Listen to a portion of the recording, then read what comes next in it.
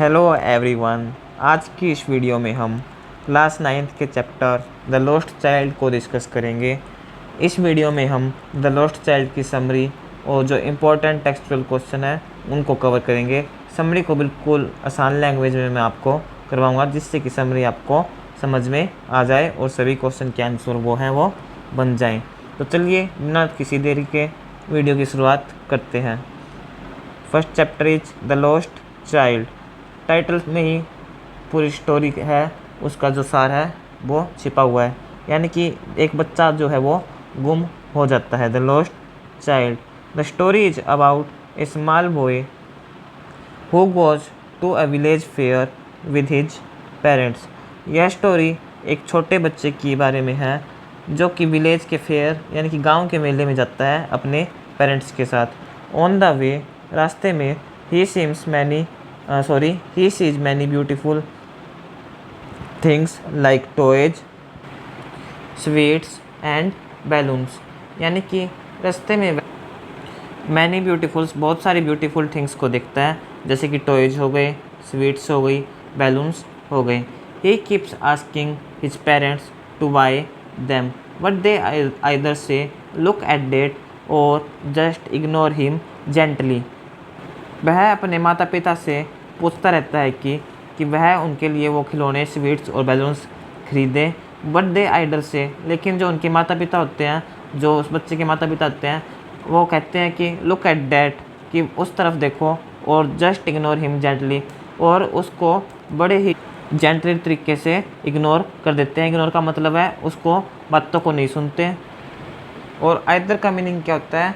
Either का meaning होता है इन दोनों में से एक, या तो उसका ध्यान भटका देते हैं, लुक एट डैट, उस तरफ देखो, या फिर उसकी बातों को ही नहीं सुनते। इन दोनों में से एक चीज़ उनके पेरेंट्स करते हैं उसके बच्चे के। आइदर का मतलब एक, दोनों में से एक, या तो उसका ध्यान भटका देते हैं या उसको इग्नोर मार देते हैं। When they reach the fair, और जब वे मेले में पहुँचते हैं, the boy sees a roundabout एक प्रकार का जो गोल झूला होता है उसे कहते हैं, और इसको मैरी गो राउंड भी बोल देते हैं। And wants to ride it, यानी कि जब वो मेले में पहुंचते हैं तो जो बॉयज है वो एक गोल झूला देखता है और उस पर सवारी करना चाहता है। But when he turns to ask his parents, लेकिन जब वह जैसे ही मुड़ता है अपने पेरेंट्स से पूछने के लिए, he realizes they are not there, उसे लगता है कि उसके पेरेंट्स वहाँ पर नहीं हैं। He looks around and finds himself lost in the crowd, वह उनको चारों तरफ देखता है, looks around and find himself, और अपने खुद को पता है कि वह भीड़ में खो गया है कहीं पर। यानी कि बच्चा अपने माता पिता को चारों तरफ देखता है लेकिन वो नज़र नहीं आते, और इस प्रकार से बच्चा है वो खुद को गुम हुआ मानता है अपने आप को, कि वह कहीं पर खो गया है।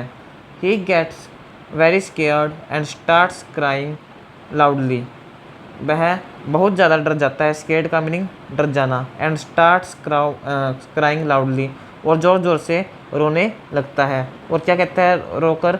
आई want my mother, I want my father, कि मुझे को मेरी मदर चाहिए, मुझको मेरे फादर चाहिए। और ये जो लाइन है आई want my mother, I want my father, इसको आप इस प्रकार से कॉलम और डैश लगाकर नीचे की लाइन से स्टार्ट करके लिख सकते हो, ताकि ये एग्जामिनर को अलग से नज़र आए। Now a kind stranger notices that the boy crying and tries to comfort him.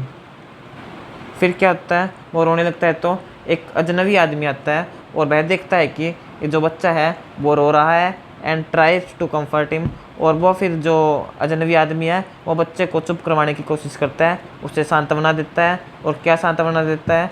He offers him all the things he liked earlier, वह उसे वो सभी चीज़ें ऑफ़र करता है, यानी कि वो सभी चीज़ें देने की पेशकश करता है जो वह पहले चाहता था। और वो क्या चाहता था पहले? Toys, balloons, sweets and rides, यानी कि वो खिलौने चाहता था, बैलून्स चाहता था, स्वीट्स मिठाइयाँ चाहता था, और उस झूले पर झूलना चाहता था, मैरी गो राउंड पे या फिर राउंड अबाउट पे। What the boy refuses them all, refuse कर देना का मीनिंग होता है मना कर देना, रिफ्यूज़ कर देता है boy. What the boy refuses them all and keeps crying for his parents, और अपने पेरेंट्स के लिए ही रोता रहता है। अब उसे वो सभी चीज़ें अच्छी नहीं लगती, उसे केवल उसके माता पिता ही चाहिए। ये सब कुछ इस हमारी समरी में था। अब हम इसकी मेन थीम देख लेते हैं। क्या है main theme? The story shows that parents are more important than anything else for a child. यह स्टोरी दिखाती है कि जो पेरेंट्स हैं वो बहुत ज़्यादा इम्पोर्टेंट होते हैं बच्चों के लिए किसी और चीज़ की बजाय। Even the most attractive toys और sweets can not replace the love and care of parents. और यहाँ तक कि जो बहुत ज़्यादा अट्रैक्टिव टॉयज होते हैं जो हमें आकर्षित कर लेते हैं, जिनको लेने के लिए हम जिद पर अड़ जाते हैं, ये खिलौना चाहिए तो चाहिए।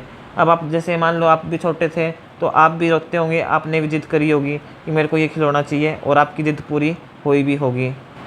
तो यही कहा गया है कि जो मोस्ट अट्रैक्टिव टॉयज और स्वीट्स हैं वो भी माता पिता का स्थान नहीं ले सकती, माता पिता के लव और केयर का, क्योंकि जो माता पिता हैं वही होते हैं जो अपने बच्चे का अच्छी तरह से ध्यान रखते हैं, उसको लव करते हैं। ये हमारी छोटी सी समरी थी। और जो इम्पोर्टेंट क्योट्स हैं अगर लिखना चाहो तो ये लिख सकते हो, आई want my mother, I want my father, this shows the boys emotional need more than material things. इस लेसन में जो इम्पोर्टेंट क्योट्स है वो क्या है? आई वांट माई मदर, मैं मेरी मदर को चाहता हूँ। आई want my father, this shows, और यह दिखाता है कि बॉयज की इमोशनल नीड है, उसको अंदर से ज़रूरत है, यानी कि वह अपने माता पिता को पाना चाहता है, ना कि उन मटेरियल थिंग्स को, टॉयज को, स्वीट्स को, बैलून्स को एंड राउंड अबाउट झूले को। अब इस कहानी में जो मोरल है वो देख लेते हैं, हमें क्या मोरल मिलती है, इससे क्या शिक्षा मिलती है। Moral of the story, a child may get attracted to fun things but the love and security of parents are the most important. यानी कि जो चाइल्ड है वो जो फन थिंग्स है जो बच्चे को अच्छी लगती है उसके प्रति जो बच्चा है वो अट्रैक्टेड हो सकता है, आकर्षित हो सकता है। But the love and security of parents, लेकिन जो माता पिता है उनकी सिक्योरिटी और लव जो है वो बच्चे के लिए कई ज़्यादा इम्पोर्टेंट है, बहुत ज़्यादा इम्पोर्टेंट है उन फन थिंग्स की बजाय। कुल मिला के ऊपर वाली बात ही है, never live small children alone in crowded places. और माता पिता के लिए भी शिक्षा दी गई है कि कभी भी छोटे बच्चों को भीड़ भाड़ वाली जगहों पर अकेला ना छोड़ें। तो ये सब कुछ हमारी इस समरी में था। अगर आपने समरी को अच्छे से पढ़ लोगे, इस समरी को अच्छे से देख लोगे, याद कर लोगे, तो जो शॉर्ट क्वेश्चन आंसर है वो इसी समरी से क्लियर हो जाएंगे, बन जाएंगे, एक्सेप्ट एक आधा क्वेश्चन छोड़कर। तो चलिए अब हम इसके क्वेश्चन आंसर करते हैं। फर्स्ट क्वेश्चन है, what are the things the child sees on his way to the fair, why does he lag behind. यानी कि व्हाट आर द थिंग्स, वे कौन सी वस्तु हैं, वे कौन सी चीज़ें हैं, the child sees on his way, जो बच्चा रास्ते में देखता है, फेयर में जाते हुए, मेले में जाते हुए। Y does he lag behind, और वो पीछे क्यों रह जाता है, वह पीछे क्यों छूट जाता है। अब आपको पता है कौन कौन सी चीज़ें हैं, टॉयज़ थे, मिठाइयाँ थी, स्वीट्स थी एंड बैलून्स थे। तो आंसर में को देखते हैं, आइए। On the way to the fair the child sees many things, बच्चा बहुत सारी वस्तुओं को देखता है। He sees toys in the shops, a flowering mustard field, dragonflies, little insects, worms and doves flying. ये सभी चीज़ें जो बच्चा है वो देखता है। अब इनकी मस्टर्ड फील्ड का तो मतलब है यहाँ पे सरसों का खेत। ड्रैगन फ्लाइज एक प्रकार का खिलौना है। लिटिल इंसेक्ट छोटे छोटे कीड़े, और वर्म्स का भी यहाँ पे कीड़ों मकोड़ों से ही मतलब है। एंड डव्स फ्लाइंग, ये सभी चीज़ें वो देखता है फेयर में, मेले में। ही लैग्स बिहाइंड, वह पीछे छूट जाता है। क्यों छूट जाता है? Because he gets attracted to everything and stops to watch them closely, क्योंकि वह इन सभी चीज़ों के प्रति आकर्षित हो जाता है और इनको देखते देखते वह रुक जाता है वहीं पर, और इस प्रकार वो पीछे छूट जाता है क्योंकि वह उन खिलौनों के प्रति अब आकर्षित हो जाता है, उनको देखता रहता है वहाँ पर खड़ा होकर। क्वेश्चन 2 है हमारा, in the fair he wants many things, what are they यानी कि जो मेले है उस मेले में वह बच्चा बहुत सारी वस्तुएं देखता है। व्हाट आर दे, वे कौन कौन सी वस्तुएं हैं। Y does he move on without waiting for an answer, और वह जवाब का इंतज़ार किए बिना आगे क्यों बढ़ जाता है, मूव हो जाता है। आंसर में हम लिखेंगे इन the fair the child wants toys sweets like gulab jamun, barfi, balloons of different colours and A ride on the merry go round. यानी कि मेले में बच्चा खिलौना चाहता है, मिठाइयाँ चाहता है, जैसे कि गुलाब जामुन हो गई, बर्फ़ी हो गई, और अलग अलग रंग के बैलून्स हो गए, गुब्बारे हो गए, और मैरी गो राउंड या इसकी जगह राउंड अबाउट भी लिख सकते हो आप, उस पर झूलना चाहता है, गोल झूले पर। He moves on without waiting for an answer because he knows his parents will either refuse और distract him by showing him something else. यानी कि वह इसलिए आगे बढ़ जाता है क्योंकि उसको पता है कि उसके जो माता पिता हैं वो या तो मना कर देंगे वो चीज़ें दिलाने से, या फिर उसका जो ध्यान है वो डाइवर्ट कर देंगे कुछ और चीज़ को दिखाकर। इसलिए बच्चा जो है वो चल पड़ता है बिना किसी आंसर के। क्वेश्चन 3 देखो अब क्या है क्वेश्चन 3 में। When does the child realize that he has lost his way? यानी कि बच्चे को कब पता चलता है, बच्चे को कब महसूस होता है कि वह अपना जो रास्ता है वो भटक गया है, या बच्चा जो है वो गुम हो गया है। How have his anxiety and insecurity been described? Anxiety का मीनिंग क्या होता है, चिंतित होना, एंड इनसिक्योरिटी का मीनिंग यानी कि सिक्योर फील न करना खुद को, यानी कि असुरक्षित महसूस करना। अब एक बात बताओ आप, कोई बच्चा है वो गुम हो जाए तो असुरक्षित ही फील करेगा क्योंकि उसको डर लगेगा उसके साथ में कोई भी नहीं है, और इतनी ज़्यादा भीड़ है मेले में, बच्चा रोएगा ही और क्या करेगा। आइए आंसर देखते हैं क्या आंसर होगा। The child realises he has lost his way when he turns around to ask for a ride on the merry go round and finds his parents missing. बच्चे को तब महसूस होता है कि वह जो है वो भटक गया है या खो गया है जब वह पीछे की ओर मुड़ता है और देखता है कि उसके पेरेंट्स वहाँ पर नहीं है। यानी कि झूला लेने के लिए वो बच्चा जो है अपने माता पिता से पूछता है, और जैसे ही वो टर्न्स अराउंड मुड़ता है तो वह पाता है कि उसके पेरेंट्स वहाँ पर नहीं है, वो मिसिंग है। इस प्रकार बच्चे को पता चलता है कि वो लॉस्ट हो चुका है, गुम हो गया है। His anxiety is shown by his loud crying, running in all directions and shouting mother father। उसकी चिंता को इस प्रकार दिखाया गया है कि वह बहुत ज़्यादा ज़ोर से रो रहा है, रनिंग इन ऑल डायरेक्शंस सभी दिशाओं में दौड़ रहा है यानी कि चारों दिशाओं में, एंड शाउटिंग और चिल्ला रहा है mother and father. He feels insecure and scared among the crowd and tears roll down his face. यानी कि वह अनसिक्योर फील करता है, खुद को असुरक्षित महसूस करता है और डरा हुआ अमंग द क्राउड, इतनी सारी क्राउड के बीच में, क्राउड होता है भीड़, इतनी सारी भीड़ के बीच में, and tears roll down his face.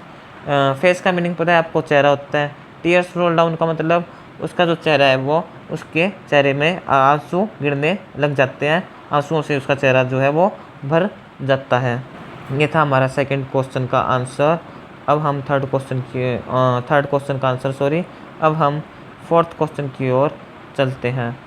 Fourth question है why does the lost child lose interest in the things he had wanted earlier. यानी कि जो बच्चा है वो उन चीज़ों में इंटरेस्ट क्यों खो देता है अपना, जो उसे पहले चाहिए थी। हमने समरी में पढ़ी थी, बच्चा लास्ट में अपने पेरेंट्स को ही चाहता है, और जो बर्फ़ी, टॉयज, खिलौने थे उन सब को वो ठुकरा देता है। अब वो सब उसको, बच्चे को अच्छे नहीं लगते। यही इसमें पूछा गया है कि बच्चे का जो इंटरेस्ट है वो क्यों लॉस्ट हो जाता है पहले वाली चीज़ों के प्रति। और इसको LOSE को लूज बोलेंगे, ना कि लॉस बोलेंगे। Why does the lost child loss interest, ऐसे नहीं बोलेंगे, इसको ऐसे बोलेंगे why does the lost child lose interest in the things he had wanted earlier. तो आइए इसका आंसर देखते हैं। The lost child loses interest in the things he had wanted earlier because now he is only worried about finding his parents। यानी कि question से line उठा लेनी है आंसर की। द लॉस्ट चाइल्ड लॉस्ट की जगह लूज की जगह लूजर्स हो जाएगा, losers interest in the things he had wanted earlier, यहाँ तक same. Because now he is only worried about finding his parents, क्योंकि अब वह अपने पेरेंट्स को ही फाइंड करने के लिए चिंतित है। ये हमारा आंसर होगा। Toys sweets and balloons do not matter to him any more. Toys sweets और बैलून्स अब उसे बिल्कुल भी अच्छे नहीं लगते, उसके लिए कुछ भी नहीं है। उसके लिए बच्चे के लिए उसके माता पिता ही सब कुछ हैं। He only cries for his mother and father. वह सिर्फ अपने माताजी और पिताजी के लिए चिल्लाता रहता है, रोता रहता है। क्वेश्चन 5 है हमारा, what do you think happens in the end, does the child find his parents. यानी कि हमसे पूछा गया है आपको क्या लगता है कि एंड में क्या हुआ होगा, लास्ट में क्या बच्चे को उसके माता पिता मिल जाते हैं। तो भाई हम तो एज्यूम ही कर सकते हैं, अंदाज़ा ही लगा सकते हैं। The story does not tell us clearly what happens at the end. यानी कि जब हम स्टोरी पढ़ते हैं तो उसमें हमें अच्छे से नहीं पता चलता कि एंड में क्या होता है। What we can imagine that the kind man might have help the child find his parents. लेकिन हम इमेजिन कर सकते हैं, कल्पना कर सकते हैं कि जो अजनबी आदमी मिला था, वो दयालु आदमी मिला था, काइंड मैन, उसने शायद बच्चे की सहायता करी होगी उसके पेरेंट्स से मिलवाने में। We hope the story ends happily with the boy getting united with his mother and father. हम आशा करते हैं कि जो स्टोरी का एंड है वो खुशी के साथ हुआ होगा, with the boy getting reunited with his mother and father. और स्टोरी का एंड हैप्पी क्यों हुआ होगा, क्योंकि जो बच्चे को है वो बच्चे को उसके माता पिता मिल गए होंगे, रीयूनाइटेड हो गए होंगे। सिंपल सी बात है, बच्चे को उसके माता पिता लास्ट में फिर से मिल गए होंगे। इस प्रकार जो स्टोरी का एंड है वो खुशी के साथ हुआ होगा। हम तो यही आशा करते हैं, होप करते हैं। ये हमने द लॉस्ट चाइल्ड की समरी और जो शॉर्ट क्वेश्चन आंसर हैं वो करे हैं, जो कि हमें बुक में दिए गए हैं। बिल्कुल इजी वे के साथ मैंने आपको समझाने की कोशिश करी है ताकि आपको समझ में आ जाए। आई होप आपको यह वीडियो अवश्य पसंद आई होगी। अगर वीडियो पसंद आई है तो वीडियो को ज़रूर लाइक कीजिएगा, अपने फ्रेंड्स के साथ वीडियो को शेयर कीजिएगा और उनसे भी चैनल को सब्सक्राइब करवाइएगा और ख़ुद भी करिएगा ताकि उनका भी कुछ फ़ायदा हो सके। मिलेंगे फिर मिलेंगे ऐसी ही एक और वीडियो के साथ। बने रहें ऐसा स्टडी सॉल्यूशन के साथ। Thank you, bye bye.